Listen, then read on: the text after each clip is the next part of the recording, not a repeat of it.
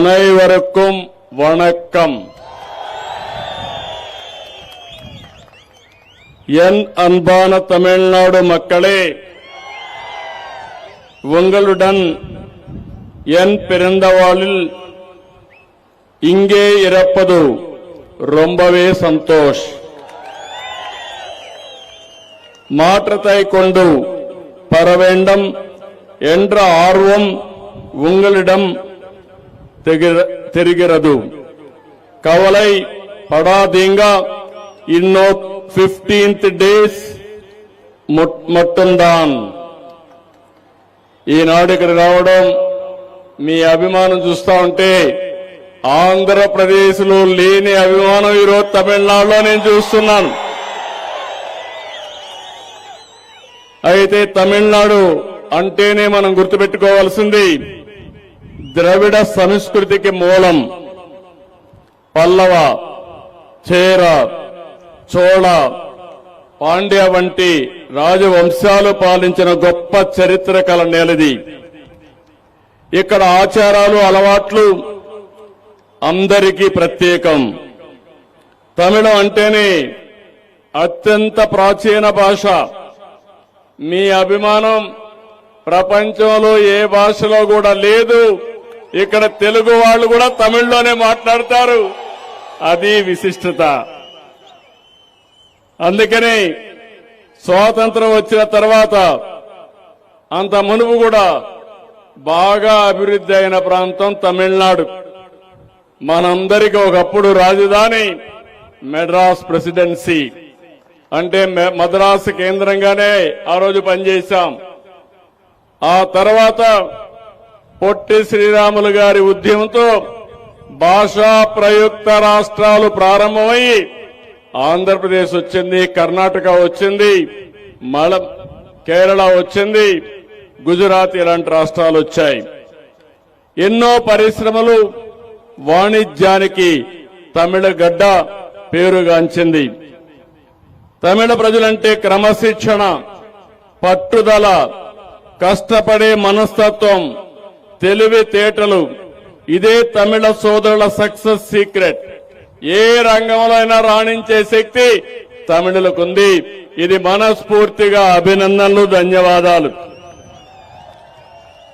అనేక నాగరికతలు తమిళనాడు ఒకటి. అత్యంత ప్రాచీన నాగరికత. ఎన్నో సాంస్కృతిక దాడులు జరిగిన యుద్ధాలను తట్టుకుని నిలిచింది. ఎంతో మంది పుణ్యాత్ములు, ప్రముఖులు ఈ తమిళనాడులో జన్మించారు. కన్నగి, తిరువళ్ళవార్, కంబన్, సుబ్రహ్మణ్య భారతి, సివి రామన్, సర్వేపల్లి రాధాకృష్ణన్, శ్రీనివాస రామానుజన్, అబ్దుల్ కలాం. నేనే ఆయన ఆ రోజు దేశ అధ్యక్షులుగా ఎంపిక అవడంలో నేను కూడా కృషి చేశాను. అదే మాదిరిగా స్వామినాథన్, ఇలాంటి మహానుభావులు ఇక్కడి నుంచే వచ్చారు. ఇక్కడుండే ప్రాచీన ఆలయాలు ఎక్కడా లేవు, సాంస్కృతిక ప్రదేశాలు ఎక్కడా లేవు, పర్యాటక కేంద్రాలు కూడా ఇక్కడే ఎక్కువ ఉన్నాయి. తంజావూర్, తిరుచిరాపల్లి, చిదంబరం, మదురై, కంచి, రామేశ్వరం. ఇక్కడికి రాని భక్తులు ఎక్కడా దేశంలో లేరు. ఎక్కడన్నా దేవాలయాలు సందర్శించాలంటే తమిళనాడులోనే ప్రాచీన దేవాలయాలున్నాయి. అరుణాచల శివుణ్ణి చూచేందుకు ఏపీ మొత్తం వస్తుంది. అదే సమయంలో తిరుపతి దగ్గరికి మొత్తం తమిళనాడు నుంచి పెద్ద ఎత్తున వెంకటేశ్వర స్వామికి మీరందరూ కూడా వచ్చే పరిస్థితికి వచ్చారు. మనమందరం కూడా తమిళ్, తెలుగు, కన్నడ, మలయాళం. మన భాష ఏదైనా మనమందరం తమిళం. మీరు ఈ విషయం గుర్తుపెట్టుకోవాలి. అందుకే మన నాయకుడు నందమూరి తారక రామారావు గారు 40 సంవత్సరాల కంటే ముందు ద్రవిడ భాషలన్నీ ఒక దగ్గరికి రావాలని ఆ రోజు మీరు చూస్తే ద్రవిడ యూనివర్సిటీ పెట్టారు. అది కూడా నేను 40 ఏళ్లుగా ఎమ్మెల్యేగా ఉన్నాను కుప్పం నుంచి. ఒక పక్క తమిళనాడు, ఒక పక్క కేరళ, కర్ణాటక, మధ్యలో ఈ యొక్క మనం అనుకున్న కుప్పం. ఇప్పుడే మా మిత్రులు ఇక్కడ మా పవన్ కళ్యాణ్ గారి అభిమానులు అనుమాయులు ఉన్నారు. మొన్నే మీరు ఆంధ్రప్రదేశ్ లో చూశారు. ఆంధ్రప్రదేశ్ రాష్ట్రాన్ని కాపాడుకోవడానికి నేను జనసేన అధినేత పవన్ కళ్యాణ్, ప్రధానమంత్రి నరేంద్ర మోడీ గారు కలిసి ఎన్డీఏ తరపున ముందుకు పోయాం. తమ్ముళ్ళు మీరు గుర్తుపెట్టుకోవాలి, 94% సీట్లు గెలిపించారు. చరిత్రలో ఎప్పుడూ రాని గెలుపు. దానికి కారణం డబుల్ ఇంజన్ సర్కారు కావాలనుకొని ఓట్లేశారు. అందుకే ఈరోజు చూస్తే ఇక్కడ కూడా మీ మూడు చూస్తున్నాను. నేను తమిళనాడుకు వస్తే నేను కుప్పంలోనో లేకుంటే విజయవాడలో ఉన్నానా అనే అనుమానం వచ్చే పరిస్థితి వచ్చింది. కానీ ఒక విషయం మీరు గుర్తుపెట్టుకోవాలి, ఎన్టీఆర్ సినిమా జీవితాన్ని ప్రారంభించింది చెన్నై నుంచి. ఒక మహానటుడిగా ఎదిగారు. అక్కడి నుంచి ఆంధ్రప్రదేశ్ ముఖ్యమంత్రిగా ఒక మహానాయకుడు అయ్యారు. మీరందరూ గుర్తుపెట్టుకోవాలి, మొట్టమొదటిసారిగా తమిళనాడు రుణం తీర్చుకోవాలని ఎంజీఆర్ తో కలిసి తెలుగు గంగ నీళ్లు చెన్నైకి ఇచ్చిన ఘనత ఎన్టీ రామారావు గారిది. అలాంటి అనుబంధం ఉంది. నాకు కూడా మీరు గుర్తుపెట్టుకోవాల్సింది, చిత్తూరు తిరుపతి జిల్లా, నేను ఇక్కడి నుంచే వచ్చా. ఈ జిల్లాలో తమిళ ఎక్కువ మాట్లాడతాం. ఇక్కడ మీరెట్టయితే తెలుగు మాట్లాడతారో అక్కడ తమిళ మాట్లాడే పరిస్థితిలో ఉంటారు. అలాంటి అనుసంధానం ఉంది. ఇంకో పక్క మీరందరూ చూస్తే నేను పెళ్లి చేసుకున్నది కూడా తమిళనాడులోనే పెళ్లి చేసుకున్నా, చెన్నైలోనే పెళ్లి చేసుకున్నా. అప్పుడు ఎన్టీ రామారావు గారు చెన్నైలోనే ఉండేవాడు. అప్పుడు మెడ్రాస్, తర్వాత చెన్నై అయింది. ఇవన్నీ కూడా మా కుటుంబానికి తమిళనాడుకు అవినాభావ సంబంధం ఉంది. నీళ్లు ఇవ్వడమే కాదు, అన్ని వేళలో తమిళనాడు గాని ఆంధ్రప్రదేశ్ గాని అన్నా దమ్ములుగా కలిసిపోతున్నామని మరొకసారి మీ అందరికీ విజ్ఞప్తి చేస్తున్నాను.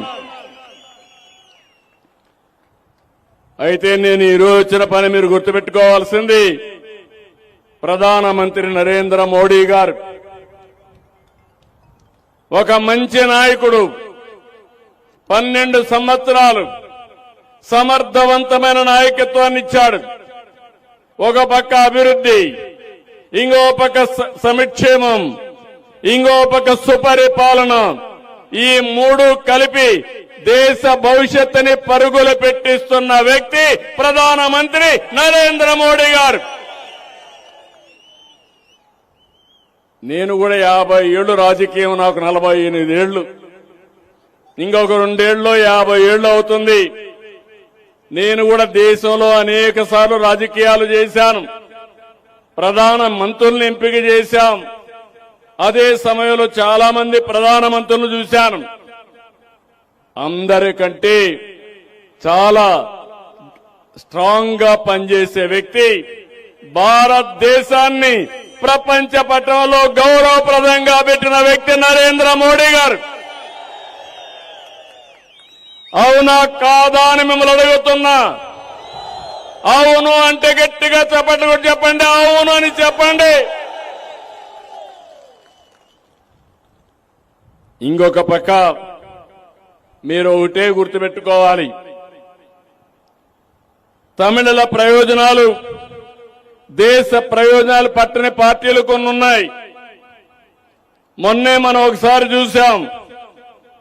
మీరు ఒకసారి చూస్తే ప్రధానమంత్రి గారు దూరదృష్టితో ఆలోచించారు. వికసిత్ భారత్ 2047 దీనికోసం ఒక ప్రణాళిక తయారు చేశారు. ఎప్పుడు ఇవ్వని సంక్షేమ కార్యక్రమాలు ఇచ్చారు. అభివృద్ధిని పరిగెత్తించే పరిస్థితికి వచ్చారు. సామాజిక న్యాయం కోసం, మహిళల కోసం బిల్లు కూడా తీసుకొచ్చారు, రిజర్వేషన్ల కోసం. ఇది మీ అందరూ గుర్తుపెట్టుకోవాలి. మన ఇంట్లో మన చెల్లెలున్నారు, మన తల్లులున్నారు, మన భార్యలున్నారు. అలాంటి సందర్భంలో ప్రధానమంత్రి గారు ఆలోచించింది సమాజంలో సముచితమైన గౌరవం ఆడబిడ్డలకు ఇవ్వాలి, 33% రిజర్వేషన్లు పెట్టాలని ఆలోచించిన వ్యక్తి మోడీ గారు. మొన్న జరిగిన డ్రామా మీరు చూశారు. కాంగ్రెస్ పార్టీ ఆ బిల్లును వ్యతిరేకించింది. ఇంకో పక్క డిఎంకే పార్టీ ఇది తమిళనాడు, ఢిల్లీ పైన విజయమని విర్రవీగుతున్నారు. నేను అడుగుతున్నా, ఏమి సాధించారని అడుగుతున్నాను. నేను ఒక సీనియర్ లీడర్ గా అడుగుతున్నా. ప్రధానమంత్రి గారు చెప్పింది ఏ రాష్ట్రానికి ఆ రాష్ట్రం 50% సీట్లు పెంచుతామని. ఆంధ్రప్రదేశ్ లో 25 ఉన్నాయి, ఇంకొక 13 పెరుగుతాయి, 38 అవుతాయి. తమిళనాడులో 39 ఉన్నాయి, 20 పెరుగుతాయి, 59 అవుతాయి. యూపీలో 80 ఉంటే 40 పెరిగి 120 అవుతాయి. దీంట్లో తప్పేమైనా ఉందా తమ్ముళ్ళు, ఆడబిడ్డలు? మీరే చెప్పండి.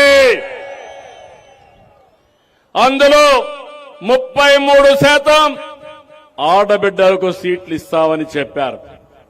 ఎన్నో సంవత్సరాలుగా 1996లో నేను యునైటెడ్ ఫ్రంట్ కన్వీనర్ని, దేవేగౌడ గారు ప్రధానమంత్రి.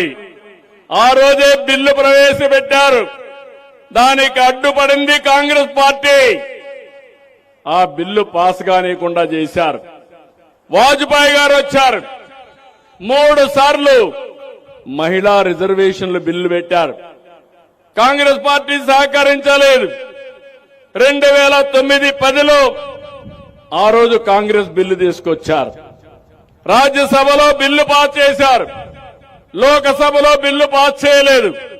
ఎందుకు పాస్ చేయలేదో మీరే చెప్పమని డిమాండ్ చేస్తున్నాను. ఈ రోజు ప్రధానమంత్రి గారు ఒక మాట చెప్పారు, నాకొక్కరికే క్రెడిట్ అవసరం లేదు, మీరు కూడా తీసుకోండి, అవసరమైతే మీ ఫోటోలు కూడా వేసి మీరు సహకరించారని పబ్లిసిటీ ఇస్తారని ప్రధానమంత్రి గారే చెప్పారు. ఏమొచ్చిందని నేను అడుగుతున్నా, ఏమి సాధించారని అడుగుతున్నా. ఇప్పుడు వీళ్ళు చెప్పేది, ఆ రోజు వాజ్పేయి గారు 2001లో దక్షిణ భారతదేశంలో జనాభా తగ్గుతా ఉంది, జనాభా దామాషా ప్రకారం రిజర్వేషన్లు పెడితే దక్షిణ భారతదేశం నష్టపోతుంది. 1971 జనాభా ప్రకారం రిజర్వేషన్లు పెట్టారు. ఏ రాష్ట్రానికి సీట్లు తగ్గలేదు. 25 ఏళ్లు ఆ రాష్ట్రంలో సీట్లన్నీ అడ్జస్ట్ చేశారు పాపులేషన్ ప్రకారం. కానీ ఈ రోజు మీరు చూస్తే అలాంటి కార్యక్రమాన్ని మళ్లీ ఎక్స్టెండ్ చేయడానికి, పొడిగించడానికి ప్రధానమంత్రి నరేంద్ర మోడీ గారు ముందు తీసుకొస్తే దాన్ని అపోజ్ చేశారు. మేము జయించామంటున్నారు, ప్రధానమంత్రి గారిని ఓడించామంటున్నారు. మీరు ఓడించింది ప్రధానమంత్రి కాదు, దేశాన్ని ఓడించారు. మా ఆడబిడ్డలకు ద్రోహం చేశారు. తప్పకుండా దీనికి మీకు శిక్ష పడుతుంది. ఆ విషయం గుర్తుపెట్టుకోమని కోరుతున్నా. నేను ఒకే ఒక విషయం మిమ్మల్ని కోరుతున్నాను. ఆంధ్రప్రదేశ్ లో మీరు చూశారు, డబుల్ ఇంజన్ సర్కార్.